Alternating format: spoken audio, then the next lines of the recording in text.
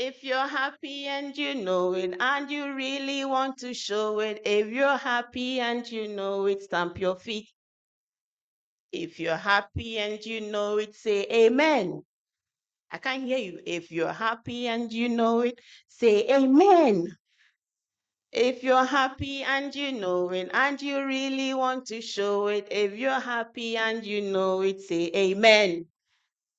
If you're happy and you know it, do all three. If you're happy and you know it, do all three. Amen. If you're happy and you know it, and you really want to show it, if you're happy and you know it, do all three. You do all. Clap for yourselves, ladies and gentlemen. So in about 10 minutes, we'll be officially starting. My name is Shamima Muslim, and I'm happy to be the moderator for day 2. How many of us were here yesterday? Oh, wow. These are the critical mass that will transform this generation. Hallelujah. That's what we need. So when I went to greet KY, he says, what do we need to transform our mindset so that we will respect time? It's a big question. We'll attempt to answer it today, right? Because today's session is really about mindset and values and how we engineer consistent behaviors. Has the horse left the barn for some of us? If it has, what can we do to ensure that we capture those still coming so they would understand the time value of money, as well as understand that time is the most valuable resource? So before we formally start, I'd like to invite us once again to rise from our seats respectfully. Please, if you don't feel up to it, please kindly remain seated. For the younger ones who are still more agile, kindly let's do a quick networking session. Find someone you haven't spoken to yesterday. We are going to do reflections from day 1. So please put your books on your chair, move away, don't do in breathing, don't talk to the person sitting next to you. You have the whole day to talk to that person. So please let's get up respectfully. Find 2 people that you haven't spoken to since yesterday. And the task is simple. Reflect on your key learnings from yesterday's session. Okay, yes. I see some of our Queen Mothers are up. Thank you, thank you, thank you. Feel free. Reintroduce yourself as well. Wonderful.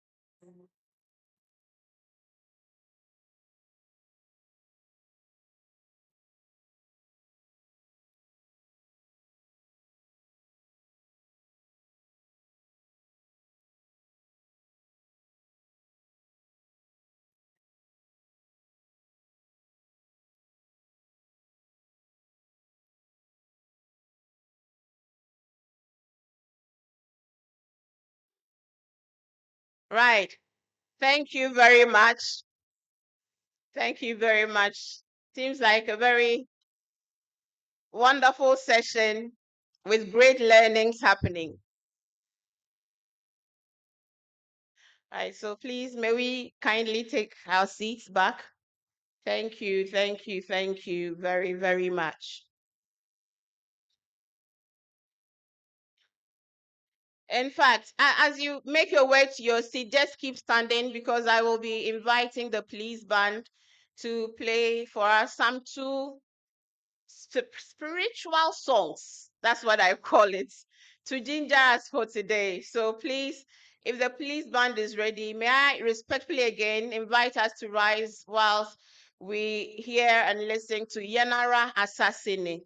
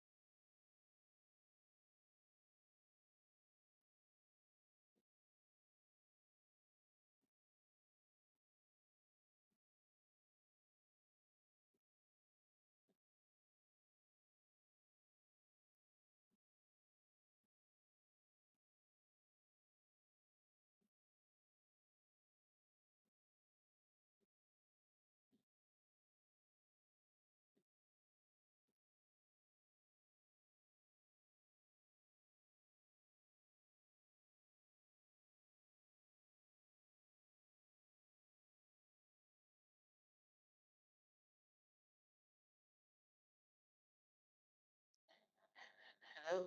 Yeah. Thank you once again, ladies and gentlemen. Let me formally welcome you today to economic transformation.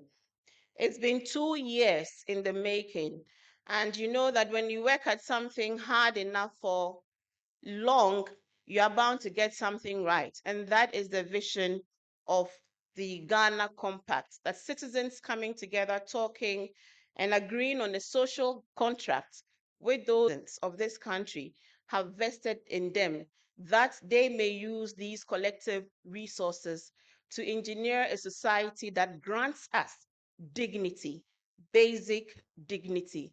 That is not too much to ask. Not so. Is it too much to ask? I don't think so. So I know that you had wonderful conversations yesterday, and I'll be inviting a sister of mine to come up and perhaps summarize for us some of the key learnings and takeaway from yesterday's session while we prepare to jump straight ahead into today's. Please let's welcome Yawa Hansen Kwao. Good morning. Thank you so much for your presence, for your engagement, but also for your contributions yesterday. My name is Yawa Hansen Kwao. I have the great honor of serving as the chief rapporteur for the Citizens Convention. This is a one of a kind convening put together with the vision of consolidating the ideas and the aspirations of every citizen of Ghana into a document that can be presented to our political leaders. Yesterday, I left feeling very inspired. Inspired because we heard, not just in the plenaries, but also in the breakouts, some of the ideas, some of the concerns, and some of the aspirations that we will be passing along to those leaders that are going to be standing for political office in this year's elections. Yesterday, we started with a very inspiring speech from the convener of the Ghana Compact, KY Amwaku. Can you help me celebrate him for the wise words that he shared? One of the things that really stood out to me from his speech was that he asked us to have courage. You know, it's easy to be cynical, it's easy to be doubtful, it's easy to also feel a sense of desperation and exasperation when it comes to initiatives like this. I recall a young man in the audience yesterday asked KY to be honest with us. Is this something that is not necessarily pure hearted? Is this something that is likely to be captured by political power? Is this something that is going to be a tool for politicians? And as much as we laughed when the question was asked, I heard from that question a deep, deep doubtfulness.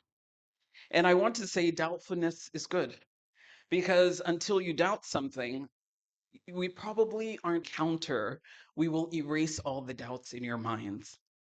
I was also quite inspired through the breakout sessions.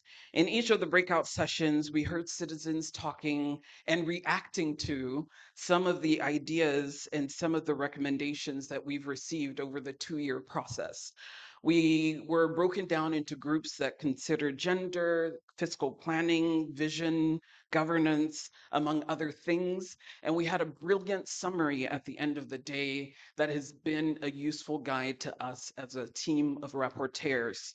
Our vision is to summarize all of the learnings from yesterday into a document that can be shared with the political leaders at a future date. One of the things that we hope to do today, which is hopefully going to be a very useful exercise, is that at the end of today, we want to be able to read out for you a declaration on behalf of the citizens of Ghana that highlights the high level summary from these 2 days of convening. We've had the opportunity in the breakouts to consider each of the issues, to look at the various actions that will need to be taken, and to put timelines to them. Yesterday, we heard a very passionate appeal, for example, from the gender group led by Professor Akosia Darkwa, with the expectation that by the end of this year, we should be able to pass the affirmative action bill. So we're inviting you as you go through today's conversations in your various breakouts to think not just about the issues, but the timelines that we should be proposing to our political leaders once we submit to them the full report from these 2 days convening. It was also instructive to see how interested citizens were in constitutional review. We understood from the audience yesterday that there's such a passionate understanding, but also an expectation that all of the 5 main recommendations that were brought to bear will only be able to happen, many of them will only be able to happen if there are relevant reviews to the Ghana Constitution. So we noted that there is an appetite to discuss that further, and we have decided to add that as one of the breakout sessions for today. We hope those of you who are most passionate about that issue will join that breakout group and give us your recommendations so that we can collate them. But I think a lot of the tension, energy, and concern around the Constitution was actually around Article 71 office holders. So we will make sure to include that in the summary report that we will provide, with the expectation that all of the political leaders who receive it will act upon it accordingly. So this is a very high level overview of yesterday. I'm encouraging you as you go through today. We're kicking the day off actually with an intergenerational dialogue, which features citizens of Ghana from different age groups, Generation X, Y, and Z, and beyond. And we want to encourage you in the audience, when the floor is open for questions, to also engage and to share your ideas. When it comes to the breakout sessions today, we encourage you to think in the frame of issues, actions, and timelines. We want this to be less of a venting forum and more of an action-oriented suggestion forum. So as you offer your comments, as we offer you the microphone to share with us your opinions, we encourage you to think in the useful framework IAT. What is the issue? What is the action, and what is the timeline?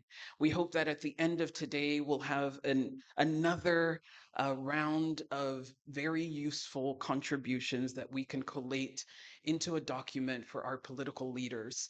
I will come back to you at the end of today to read for you our Citizens Declaration. This will be a declaration from we as Ghanaians. And so your input today is so meaningful, and we look forward to being able to put that together and read to you before we part company at the end of today.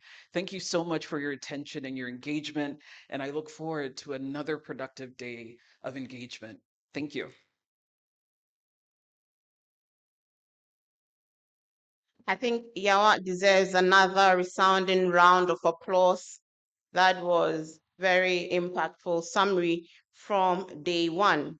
So as Yawa hinted, our next plenary conversation is around the issue of intergenerational dialogue.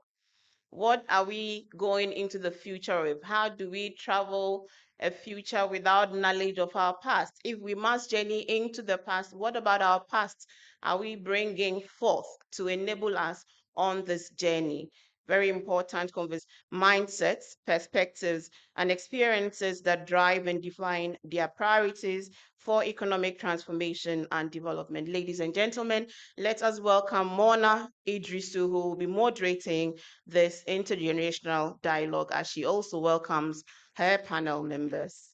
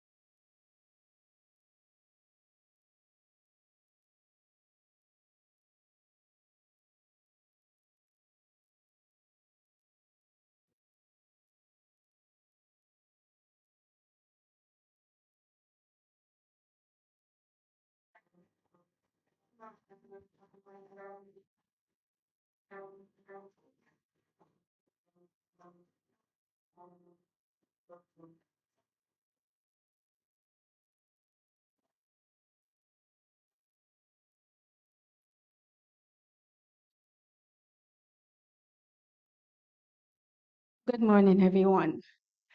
Welcome to day two. As Shamima has introduced the session, all involves some very significant behavioral changes. Yes, we are asking our policymakers and political leaders to enact certain reforms, but implementation is as good as the behavior change that is going to accompany some of these changes. And that comes right back to us. What are the values? What does it mean to be a Ghanaian these days? I have come to realize that this means differently stands him. It gave me a chance to pause to reflect that maybe truly I don't understand what it means to be an 8-year-old anymore. Because at the time when I was 8, the environment was different and he feels misunderstood. So it's necessary for us to have intergenerational dialogues because what you may think holds true for you at the time you experience Ghana may not necessarily hold true for different generations. So until we're increasingly having these conversations and listening to the lived experience,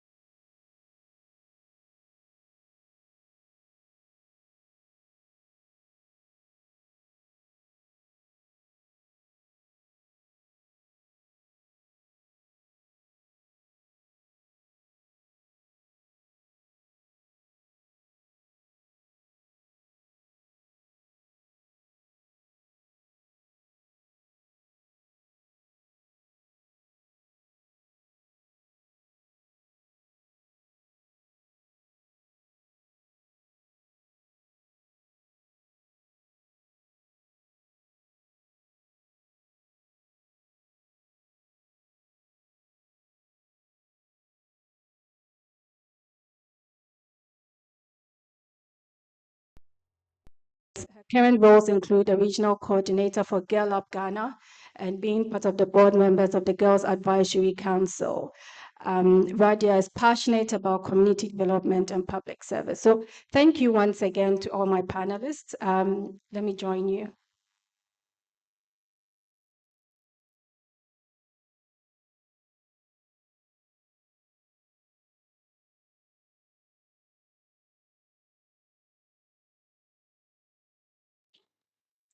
Okay, good morning once again. So I'll kick off with a generation so that this is an equal platform. So let me kick off by values, Radia, young woman. What does that mean to you? What are the values you think of? Or what does value even mean to you as a Ghanaian? And once you're done, if you can. I believe values are the principles. Yeah, so for me, my core value I would say is mutual respect, cooperation, or for let's say even leaders in different settings try to act superior towards us and essentials.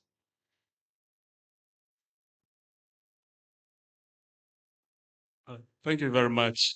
I may not be able to speak, from a very personal, what you call a perspective, because I represent an institution that is very central to, changing of mindsets. And since yesterday, I have to emphasize the fact that bringing mindset important. Oftentimes, when we talked about economics and then transformation in terms of development. People hear a lot about per capita. You hear a lot about what you call it, building schools, but at the heart of all this is the human being and the mindset. So to sort of appreciate the fact that asset has brought this conversation on values as a critical aspect to the next steps that will be taken in the future. And secondly, I was pretty excited when Shamima gave us the opportunity to have some interaction, because as a student of social science, different generation, ask them what are the values that they cherish. First of all, a very young man, very impressionistic, he told me, now among the youth, what we are losing is patience. The young persons don't have patience. And why? Rightly so. We live in an era of what we call creative distraction. Every day new things come up. How can so we appreciate that of the youth. Then the second person I spoke about, also not from Accra, from another part of the country, talked about the notion of development. Should development be something that is always planned, crystallized in Accra, and then deployed to the to the other parts of the country? Right. And then the third person, who belongs to a retired public servant, sort of in governance, he spoke about two things. One is the fact that he spoke about demand side of governance, which I'm not quite sure I understand so well, but he made mention patriotism that his generation really appreciate. So these are the three things that I pick, and coming here to sit in this conversation, that I think should be the first thing that I should say before even coming into other things that I have to say from my institution and then from myself. Thank you. Thank you very much. So, personally, I would say that values to me are beliefs and principles that guide the choices we make. So, just as individuals and citizens, we are all humans and we do have different behavioral patterns. But if you have something in general that we exude and believe in, it certainly channels into our that's how we respond to affairs in the country. So personally, I would say I actually believe so much in honesty, and I picked that so well. When I work with people or when I relate with anybody, I try to maintain that value, honesty, and that has been so helpful. I think if we all have this in the country, it would be a great benefit as well.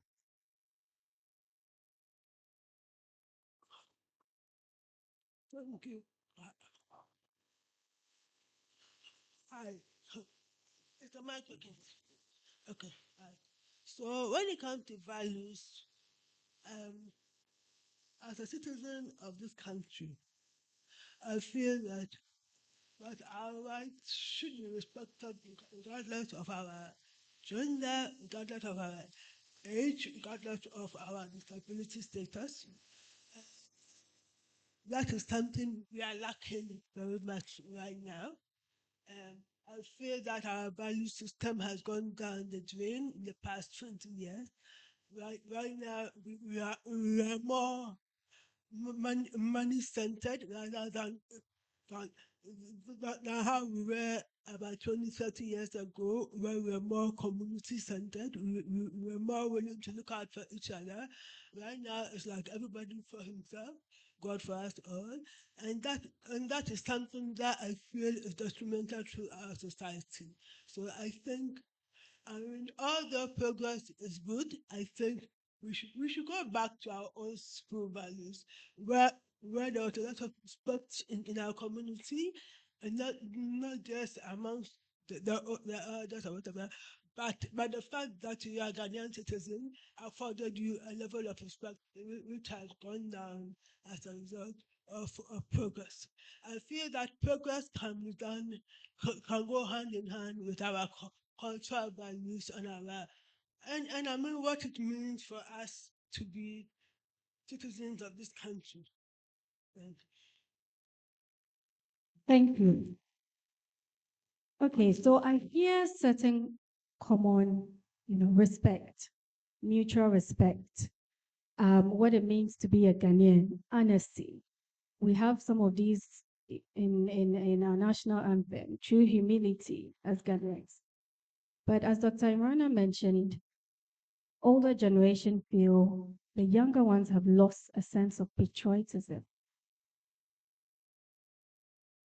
So this goes to Radia and Raphael. Do you agree? And if so, what is contributing to that? Young people feeling less patriotic, or what does that even mean? Do you feel you ought to give something to Ghana or not? So, Radia, let me start with you. So I don't actually believe that young people have lost that sense of patriotism for the country. But then what makes it look that way is because of the current political system we find ourselves in. These days, you realize that if you're not affiliated to one party or the other, it's very difficult for you to get opportunities within the country. And because of this, it makes a lot of young people feel like other countries are better suited to stay in than to stay in the country. So it makes them do everything possible just to leave the country and settle elsewhere. But then if the country were made suitable for us, I don't think this conversation would have even come up. We actually love our country, and if it makes us comfortable, we would do everything patriotic for our country, we'll do everything to stay within. We want to build our country, but then most of the times we don't even get the chance to bring our ideas on board towards how we want the country to become. So I don't believe that young people are actually not patriotic, but it's because of certain conditions that we find ourselves in. So, you're saying there isn't the enabling environment for you to feel patriotic or to exhibit your patriotism. That's right. Okay, Raphael, your take. Okay, so I would personally build up on what she just said. But I would also say that the young people in the country do lack some, not really like lack, but do they do have it, but it is actually to some extent not that strong enough. So let's say, for example, when we come into the university status here, so I believe most of the young people here are university students or graduates. When it comes to things that deals with, politics, for example, they do not really partake. There is a sense that is actually triggered towards those particular engagements. So people feel that they don't find right values in politics. It's something that has been spread over the years, and many complaints from people, both the non-educated and then the educated, from the foundations. So people have grown up with those things, and they tend not to be actively interested in it, and they look forward to other sides that actually are for their better, let me say, their personal benefits. that would help them instead of thinking of the other side. So, and also, I think most of the young people we have here in Ghana are actually looking forward for a better future for themselves. So, just like she rightly mentioned, partly, just as I am here, I want a bright future for myself, a better future. I have a vision and I really want to pursue it. So let's say if I leave my country, Ghana, and I come back to Ghana later, that's what many of us say. But some of us do not stay, some of us stay there. It doesn't really mean they're not patriotic, but to some extent, it's me, it's me. But the thing is, they're looking forward for a place where they can have a good, well, something that I think we can work on. If we can tackle the problems that are facing the young people here, we can increase their level of patriotism. I mean, the level of patriotism. So let's look at the youth unemployment and let's see how well we can reduce that.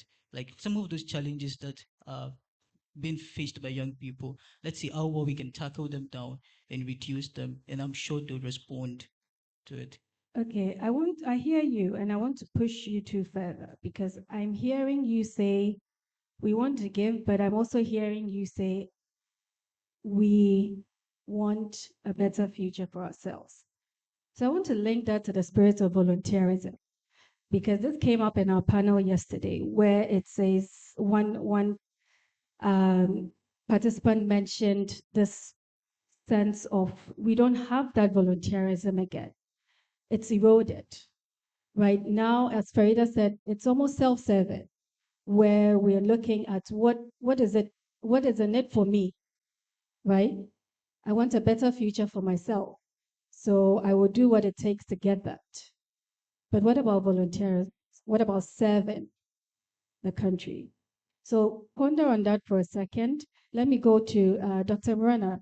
In your work with the NCC, we're talking about the sentiments of young people and this feeling of we don't think Ghana is serving us rightly. I know you go beyond into communities that are hard to reach. Are the same true for those communities? And what is contributing to this? Thank you very much, Farida. First of all, let me also state that when we look at the current population census that we did in 2021, you have close to more than 70% of our population being people in the below the age of 35. That is a significant number. And you hear this sort of, how do I call it, despondency among young persons.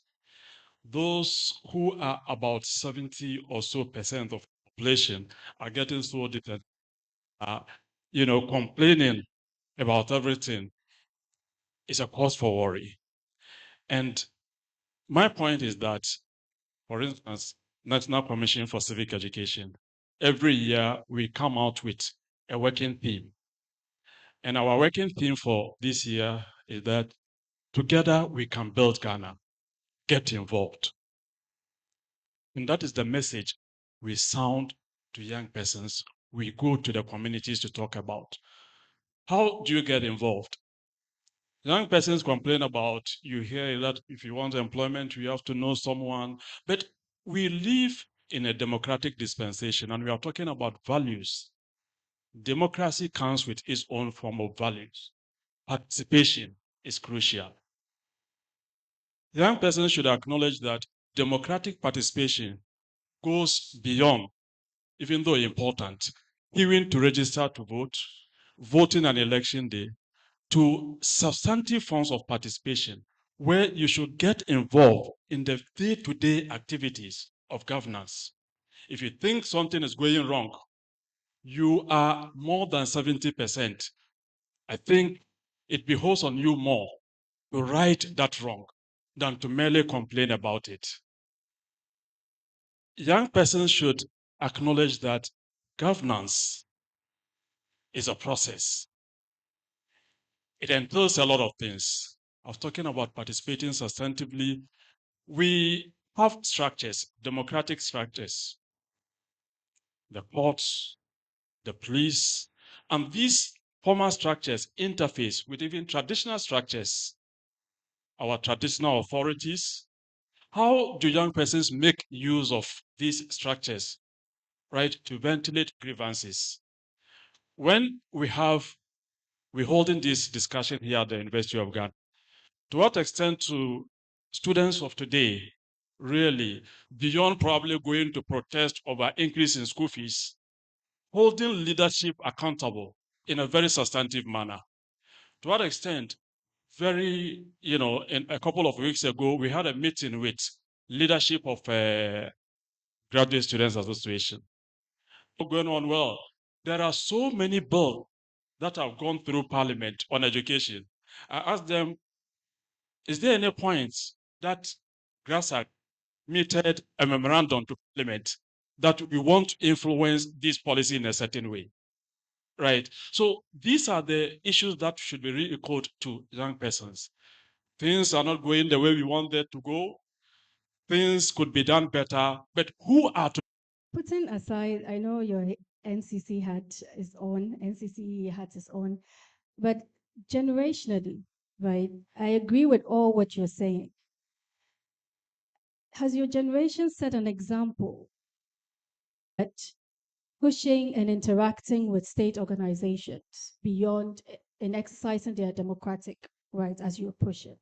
Because as we know, even at the household level, we learn by example because we have something or someone to look forward to. So reflecting on that, has the example been set for young people to engage with these institutions in the way that you're saying? Thank you very much. It's an observation. And honestly, when you talk about generations, sometimes people get deceived by my, my I'm not very old in a way. That is on the lighter side. I think I think this country, despite all that we are talking about, we've made progress. Yesterday, I heard the conversation. There has been talk about one party system, military regime. What have you not seen? Just suppose, if you want to go academic, let's take the indices, the indicators of development, and make comparison. In those years that we had military regimes, we had one party state, and compare them to the times that we are having a democratic system of government. Let's make that comparison. And let me also then say that, you see, for young persons here, what we are seeing today didn't come as a gift. As a student of history, there has been struggle to get us where we are today. And those struggles were mostly led at that time by people of your age. And when we talk about generation, that generation may not have the energy, right? In terms of when I talk about energy, you get what I mean. The strength that you have today, right? And you are better disposed. We live in a time that there has been so much technological, advancement. And you young persons are in the center of this.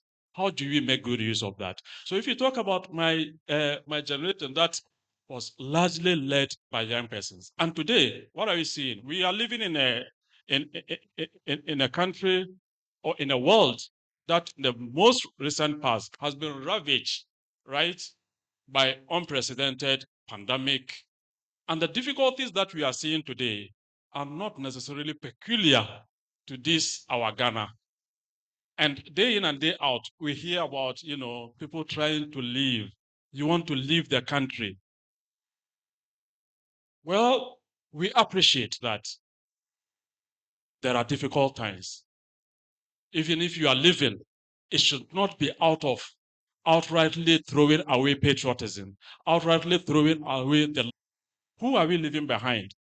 And on any day that you leave, know that you are leaving something behind. Either you are leaving our parents behind, we are leaving our children behind, we are leaving our young siblings behind. We go there as individuals.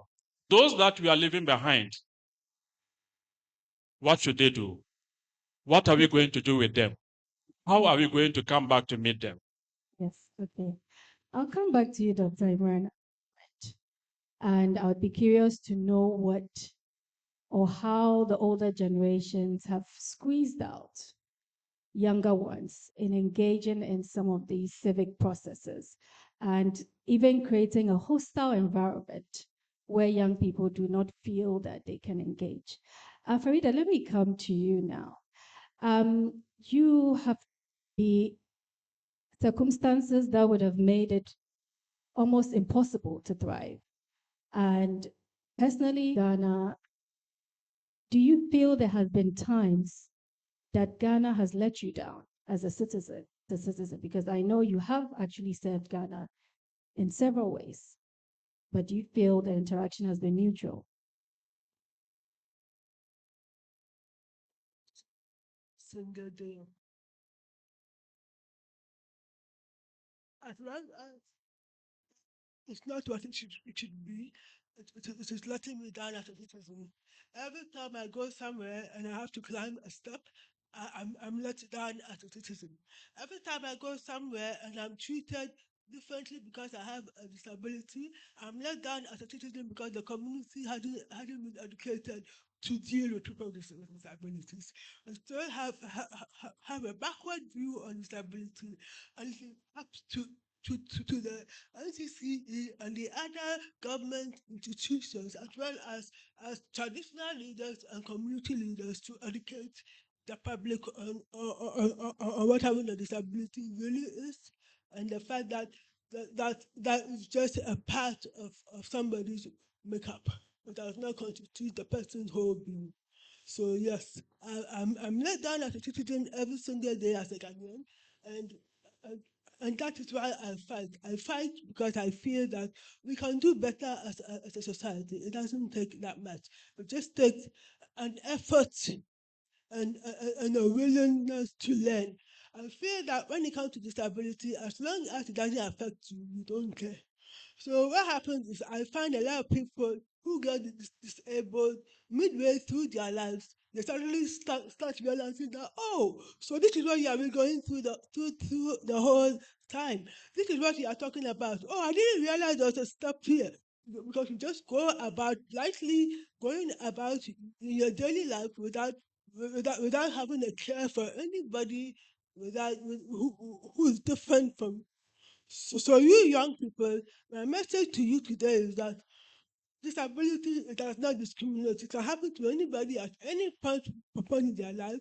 So take an interest in things that do not affect you, because they may affect you later on, or they may affect your loved ones, or even if they don't affect any Ghanaian citizen like you, should make you want to do something about it.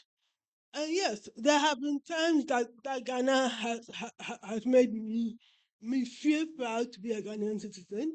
There have been times that I have been elevated because not because I have a disability. I have been asked to serve on government boards. I've been asked to serve on government committees. I've been asked to speak at various forums which which which which which talk about Ghana in a good light. So yes, I'm proud to be a Ghanaian, but that doesn't mean that if Great.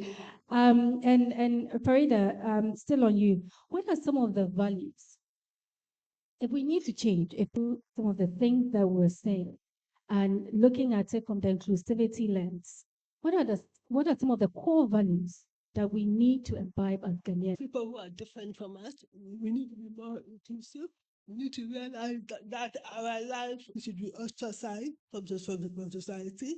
We need to be patient. We need to realize that people do not learn at the same. We need to realize that people have their unique abilities, and we have to find a way of amplifying those unique abilities and making them them successful in whatever they are doing, because that is how I got my into my career, because I could not write very well. I started using the computer at a very early age, and and it became a career path for me. If I had been in a conventional educational system where it was insistent that I write with a pen and a paper, I probably wouldn't have gotten this far. Because so you cannot judge people based on the conventional or what's conventional. We should judge people based on their individual abilities and what they can do. Great, thank you. So inclusivity as a value, as a nation, it's one we cannot do without. So my young people, back to you. Earlier on, we were talking about this friction between I want to do what's best for me. I have a young person on my team, and he tells me now there's all about money. It's eroding. So how do you put these two together? On one hand, you want to self-serve, do what's best for you. On the other hand, who's going to build Ghana? Where's the volunteerism? What do you give back? How do you give back as a young person? So Radia. Um, I am finding it difficult to actually believe that young people do not like volunteering. Because for me, I belong to so many different youth groups and youth networks, and there are so many youth involved in it, and there are 7 roles as volunteers. And we are really trying to do things that will build the future we want. But as I was saying earlier, sometimes we don't even get that enabling environment to do that. They use as, let me put it as, they use as you see issues of you come in that field and then you are just there to add to the numbers. They don't even listen to what you have to say. Other times too, so it just looks like we are trying, but to what end? So you feel even when you engage, when you talk, it doesn't matter. That volunteerism is good, very, very, very important. I personally volunteer in a number of organizations apparently, and I started that I think in my second year, let me say first year when I was at the University of Ghana, so I get as well. And I worked there not as a volunteer, not for a dime, not for a money, like let me say any tip or any token, but I understand the importance of volunteerism. It's an avenue for you as a young person, as you work with people and as you understand how it feels like to work in the professional world. And I still feel like some young people have times you have different people reaching into my DM on WhatsApp, like texting me, and they're asking connect them to somewhere. And over the period, they have challenges continuing it. And some of these things could be because of the cost of volunteering. So let's say if I have to go from here stability to continue that is to keep it going.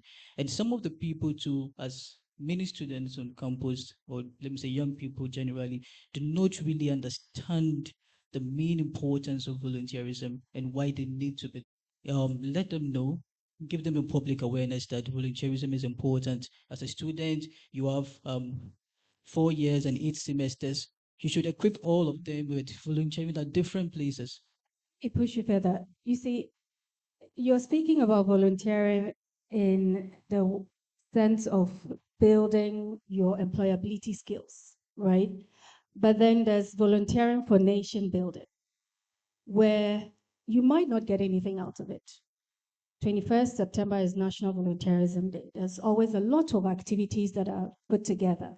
Beach cleanup, gutters, lots of volunteerism. And we don't get a lot of young people turning up.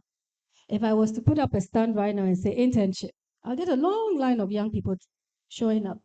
Why? Because there's still some self-serving element to it. But when it becomes activities where you might not get anything back, but you're doing this for Ghana, we don't see as much turn up. And I want to interrogate that a bit further in that why is that not there? Why is that not there? I'll come back to you. Dr. Mirana, I said I was going to come to you. You talked earlier on about your generation, of these things, but I want to know, how have you contributed to marginalizing young people and squeezing them out in being able to engage with some of these processes? You're hearing our younger ones when they do their annual youth surveys in terms of youth political voices. So any comments on that? something missing. Read our constitution. You look at the chapter 6 of the constitution that talks about the directive principles of state policy. Pure democracy is the one that assures the basic necessities of life for its people as a fundamental, communities that people have to travel 5-6 kilometers to get water. You still have these challenges accessing. He mentioned the fact that if you want to go to your community to volunteer, at least there should be something that I should use for transportation. To that end, why we should say Ghana is normal. Are these the reasons? Bottlenecks. Yes, there are challenges. What is the way forward? The way forward is for us to we get involved by holding leadership accountable, right? Not to think that, look, I'm too young to do this. You are above 18, you vote, something is going on in civic education. We have gaps in terms of the way we deliver civic education. And always say, I'm leaving National Commission for Civic Education. We collectively have to pull effort together, right, to build our system. And in that building of the system, I reiterate the fact people are accountable, right? So if you ask of the young persons saying that our generation has failed, I don't want us to put that discussion into that you don't engage technology in a very progressive way. When you buy your data for 20 cities, what do you use it for? Do you use it to watch the most trending so we also have those things, but I think this is not the the platform for us to do this back and forth. I think this is a platform for us to acknowledge where we have reached, acknowledge the gaps that we have, acknowledge the roles that early person, your energy and our energies being put together so that we can make the progress we want to see. Great. And that brings and together, regardless of what generation we find ourselves in. Because we're looking at the future that we want to do a quick round of what future you want us to move together in unity and to move ahead in unity. What do you want from the generation ahead of? So, Raja, let's start. Those behind you. Should give us the space. They should give us the chance. They should listen to our voice. We have wonderful ideas. Sometimes, excuse me to say, those behind us see us as to stifle you. You have the you have the ideas. You can make the impact. Sometimes we are not before you can do something. I can do something to the best of my ability if you give me the. And now, what are you leaving for the generation behind you? What are you committing to leaving for the generation behind you? So for our generation, I think we should do better. Also see us as stifling them or limiting their abilities. Sometimes you realize that people have their ideas.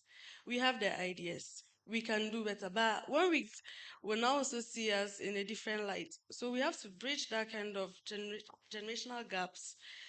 We have to be able to be cohesive. For Radia is asking for openness and inclusivity, and she and her generation are committing to giving the same. That yes, when we get there, it's not that there's a saying that there must be something in the water up there. When I was a student, economic student in level, why can't they fix the issues up there? So when you get there, you don't fall into the same trap. Dr. Imrana. Okay, so let me start for ourselves first. I think for us that we have to be part of process of rekindling hope in young persons because in most countries, when young persons lost hope in the future, we see what we are seeing by it. So we have to be able to be part of the process of rekindling hope for young persons. And we are talking about values. One thing that I think areas, but we have urbanized to a very large extent.